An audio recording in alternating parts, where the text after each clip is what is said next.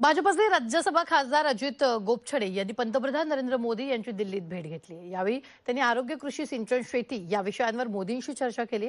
तर मराठवाड्यातील अनेक प्रकल्पाबाबत गोपछडेंनी पंतप्रधानांना निवेदन सुद्धा दिल्याची माहिती अजित गोपछडेंनी दिली आहे। आरोग्य, कृषी, सिंचनाच्या विषयावर मोदींसोबत त्यांनी चर्चा केल्याची माहिती मिळते। खासदार अजित गोपछडेंनी मोदींची भेट घेतलेली आहे। शेतकरी, विकास, सिंचन, आरोग्य आणि त्या भागातला पाण्याच्या समस्या, नदी जोड जो देवेंद्र फडणवीस यांचा जो स्वप्नावत जो प्रकल्प आहे त्या संदर्भात देखील चर्चा झाली।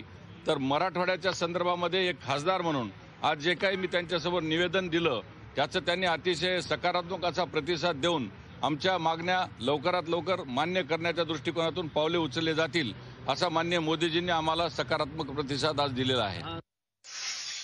तर आपण पाहतो यावेळी मराठवाड्यातील अनेक प्रकल्पांबाबत गोपछडेंनी पंतप्रधान मोदींना निवेदन दिल्याची माहिती मिळते आणि स्वतः अजित गोपछडेंनी ही माहिती दिली आहे।